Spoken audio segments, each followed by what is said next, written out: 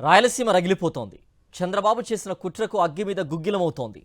పుట్టి పెరిగిన ప్రాంతానికే వెన్నుపోటు పొడిచిన ఆ పెద్ద మనిషి కుతంత్రాలపై ఫైర్ అవుతోంది.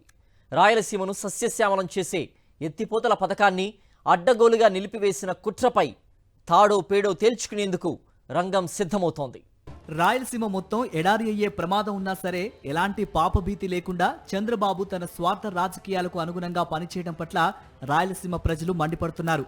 బాబు తన శిష్యుడు తెలంగాణ సీఎం రేవంత్ రెడ్డి రాజకీయ ప్రయోజనాల కోసమని రాయలసీమ ఎత్తిపోతల పథకాన్ని పక్కన పెట్టేయడాన్ని సీమ ప్రజలు నేతలు నిలదీస్తున్నారు.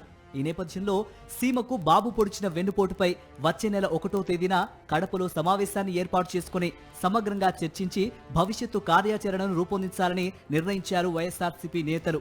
ఇందులో భాగంగా గ్రేటర్ రాయలసీమ పరిధిలోని ఎంపీలు, ఎమ్మెల్యేలు, ఇన్ఛార్జీలు, మాజీ ప్రజాప్రతినిధులు సమావేశమై పోరాట కార్యాచరణను రూపొందించబోతున్నారు.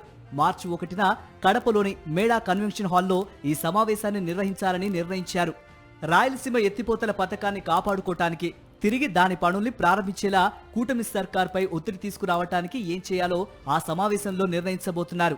ఒక పక్కన దేవుడి పేరుతో రాజకీయాలు చేసి మోసం చేస్తావు, మరొక ప్రాంత ప్రజల యొక్క ఉనికిని కోల్పోయేదానికి వాళ్లకు మోసం చేస్తావు. ఎవరికి మేలు చేస్తున్నావు? పేద ప్రజలకు మేలు చేస్తున్నావా? లేదు. విద్యార్థులకు చూస్తే దాదాపుగా 6,000 కోట్ల పైగా ఫీజు రీయింబర్స్ బకాయిలు పెండింగ్ పెట్టి వాళ్ళ గొంతు కోస్తున్నావు, వాళ్ళ చదువులకు ఆటంకం కల్పిస్తున్నావు. జీవనశైలిలో ఎంతో ఉన్నత స్థితికి వచ్చిన మహిళలకు డాక్టర్ రుణాలు ఆ కాలంలో జగన్మోహన్ రెడ్డి గారు మాఫీ చేసి వాళ్ళకు 0 వడ్డీ కింద ఎన్నో రకాల మేలు చేస్తే ఈరోజు నువ్వు మేలు చేయకుండా ఉండవు. ఏ సెక్టర్లో కూడా నీ వల్ల మేలు జరగటం లేదు. ఈ ప్రాంతానికి జరుగుతున్నటువంటి అన్యాయాన్ని పైన ఖచ్చితంగా మేమందరం ఒకటై పోరాడతాం. రైతుల యొక్క ప్రయోజనాలు కాపాడుకోవడం కోసం ఎంతకైనా మేమంతా కూడా ఒకటై గతంలో 85లో గౌరవ రాజశేఖర రెడ్డి గారు, మైసరెడ్డి గారు, రమణారెడ్డి గారు ఆ కాలంలో చేసినటువంటి పోరాటం ఇప్పుడు కూడా ప్రజలు అనుకుంటుంటారు.